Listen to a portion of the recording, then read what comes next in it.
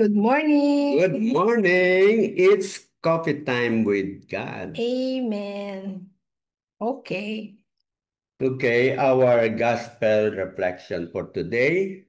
A man with an evil spirit, taken from Luke 4, verses 31 to 37. Let us pray. Come, Holy Spirit, I need you. Come, Holy Spirit, I pray.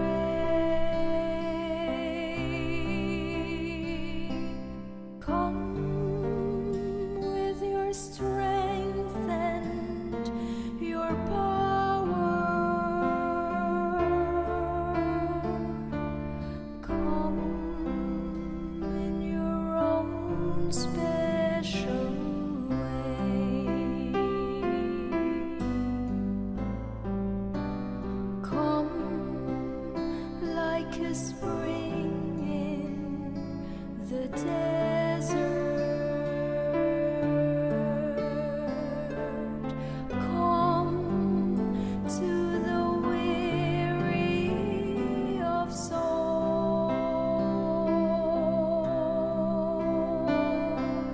Oh, let your sweet healing power touch me and make me whole. A reading from the Holy Gospel according to Luke. Jesus went down to Capernaum, a town of Galilee. He taught them on the Sabbath, and they were astonished at his teaching, because he spoke with authority. In the synagogue there was a man with the spirit of an unclean demon, and he cried out in a loud voice, "What have you to do with us, Jesus of Nazareth? Have you come to destroy us? I know who you are, the Holy One of God." Jesus rebuked him and said, "Be quiet, come out of him." Then the demon threw the man down in front of them and came out of him without doing him any harm. They were all amazed and said to one another, "What is there about his word? For with authority and power he commands the unclean spirits, and they come out." And news of him spread everywhere in the surrounding region. The Gospel of the Lord.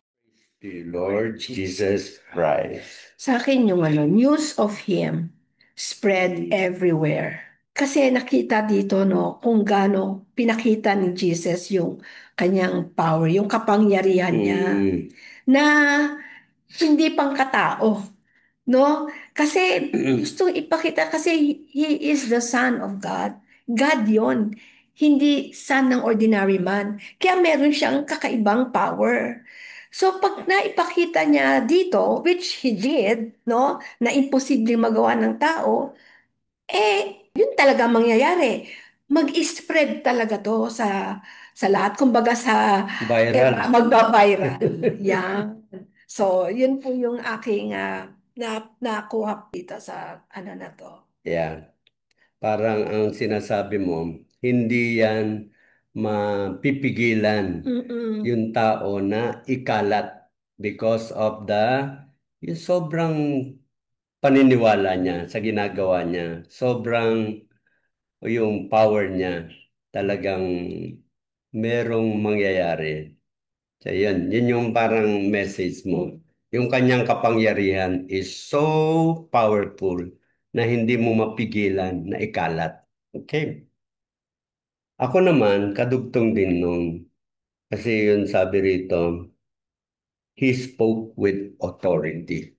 Dito sinasabi, bakit kaya siya merong authority kung magsalita? Dahil pinadala siya ng Diyos, alam na niya agad that he has that power na dapat niyang gamitin, especially para magawa niya yung mission. Yon. Kaya dito, isa pang pinakita niya, nagsalita lang siya, inutusan lang niya yung demon, sumunod. Kaya sabi ng mga disipulo niya, what is there about His word? No? Parang sinusunod ng mga demonyo. Parang pinakita rito, una, kahit yung mga demonyo, kilala nila si Jesus. No? Inire-recognize nila yung power ni Jesus. So, yun ang parang nakita ko rito. Okay. So yung he spoke with authority, importante po kasi yon no dito sa parable na to no. Kasi yung mga tao, syempre nagulat sila eh. Sabi nga dito no, he spoke with authority, thinking na simple family lang siya. Oo Hindi nga. naman siya galing sa mga Pharisees, yung mga scribes, yung mga talaga nag-aaral. So, carpenter yung tatay niya, yung nanay niya, si Mama Mary, Oo. ordinary lang. So, and then, he spoke with authority, hindi naman siya mayaman. Di ba? Yeah. And then, at the end, andun na po yun, ano? Ngayon, nung nagsalita na siya, lalo pa silang natulala dahil yung demonyo, yung evil spirit, nawala. So, ibig sabihin, not only with authority, but yung with power. Power. Yung word niya. Mm. So, kaya talagang maganda itong storya na to para talaga papaniwalain talaga tayo na He is the Son of God. Yeah. Yan. Amen. Parang message na ini-impart sa atin dito is, unang-una, sinasabi na lahat tayo expose sa evil spirit. No? Kaya nga, sabi dito, a man with the evil spirit. Now, pag yan po yung nasa isip na natin, na expose tayo dyan, syempre, aware tayo, mag-iingat tayo. Paano tayo mag-iingat? Syempre, aware tayo sa mga ginagawa natin. And one way of being aware is yung pagbabasa natin ng Biblia, pagkikinig natin ng ganitong reflection, nakakatulong po sa atin. At isa pa, isa pang message sa atin, pinapaalala talaga sa atin na si Jesus talaga superpower talaga. So kahit na wala siya physically dito, yung word lang po niya, napaalis niya yung demonyo. So another hope for us na pag meron tayong mga na-encounter na imposible sa buhay daily life natin, humingi lang tayo ng tulong kay God, no? Kay Jesus. Yan. Dahil meron naman siyang pinadalang Holy Spirit, diba? Na hindi naman talaga siya totally nawala. And isa pa, na dahil dito, yung ending natin, at kunyari sa atin ngayon, ano, ginawa natin sa buhay natin presently, at nakita natin na, naku, gumaling nga, nagdasal ako, naku, naayos yung problema. Kunyari, gano'n, ano, nabigay, no, nagka-miracle. Dapat po ibamalita natin. I-spread po natin. Ibig sabihin na hindi po chismis, kundi ito po yung parang kapalit sa kabutihan na binigay ni God. Hindi po natin kasi siya mababayadan. No, ano po ang pwedeng kapalit? Di ba pag natutuwa tayo sa isang tao, binabayadan natin, niririgaluhan natin. Si Lord, hindi po natin maririgaluhan. Ang gusto po niya, ikwento po natin, gawin natin testimonya sa buhay natin, yung nangyari na ginawa niya sa atin, at ikukwento natin, i-spread po natin to hanggang sa lahat po ay malaman na He is alive in our life. Yeah. Amen. Tama yung sinasabi mo na ibig sabihin, we need to pumasok sa atin yung power ng ating Panginoong Jesus. I believe in that eh. Kaya nga, ang message sa atin parang ang sinasabi niya, I am giving you a mission. Ang mission naman natin, hindi lang naman yung ginagawa natin sa simbahan no? Pero yun yung Great Commission. Pero mission pa rin natin yung ating mga pamilya. Yeah. Hindi ba? Or saan man tayo nandun, we carry that mission na ipakita yung authority ng ating Panginoon. So that means kung tayo ay magpapatuloy ng mission ng ating Panginoon, we have to have that same power and authority. Di ba? So, we spoke with authority. Paano ba mangyayari yon? Naiisip ko kasi rito, yung sabi niya, you eat my flesh and drink my blood.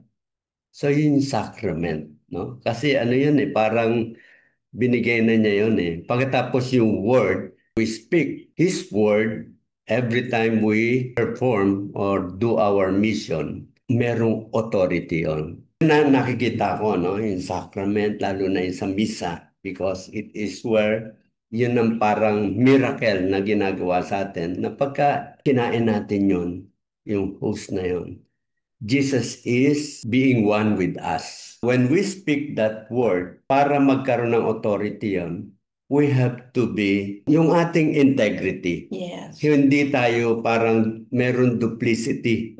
Yung tinatawag niya, merong hypocrisy. Yeah. Walang ganon. Magpakatotoo. So that means, iisa ang ating pinakikita at isa yung sinasabi natin, iisa yung ating ginagawa. So that means we have that integrity. Yes. Totoo. Amen. So yun. So that, sa tingin ko, when we can do all these things, yung ating salita will also have the power and authority. Ibinigay niya sa atin yun. I believe in that. Yan. Okay. Kaya minsan kasi baka alam mo naman yung mga tao pag sinabing word na authority, parang may mayabang, may authority. Hindi naman yun. Kita yung word na authority gawing with conviction. With conviction. Yan. Kasi pag with conviction, nangyari sa'yo, hindi ka na nag-iisip kung ano yung sasabihin mo eh. Kasi convicted ka talagang, yun po pala. Pag if you speak with conviction, kitang-kita talaga yun sa mukha, sa pagsalita mo.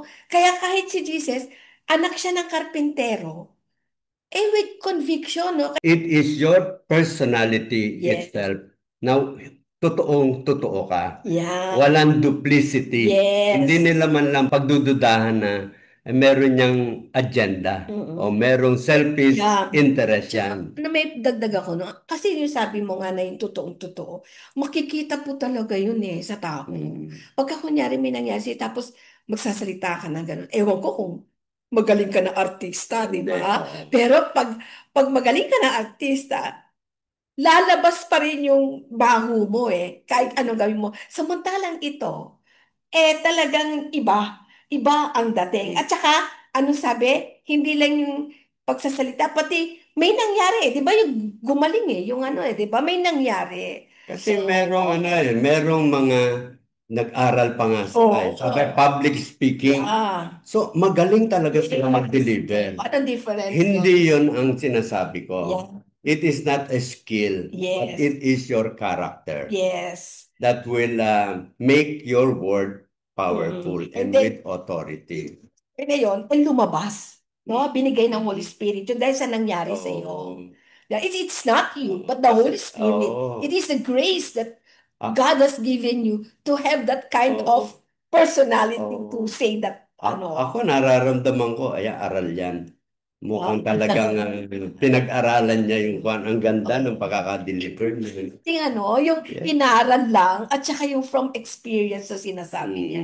Totoo po talaga yan. Kaya ito po yung kay Jesus, hanga sila. Kumbaga, hanga ka na doon sa nag-aral lang. Siya, sobrang hanga mo kasi hindi naman niya nag-aral pero ang galing ng nangyari. Amen! So, thank you very much for being with us today. At siya nga pala po, yung pag na-miss out niyo po kami, no? Like kunyari, hindi po kami nakapagbigay ata ng 2 days, siguro, hindi ba message ni God yun at balikan niyo yung mga ibang playlist. Hindi niyo napanood yan. Okay. Marami na po tayo niyan. Balikan niyo lang kung hindi po kami nakapag-live. Okay. See you again tomorrow in our coffee time with Amen.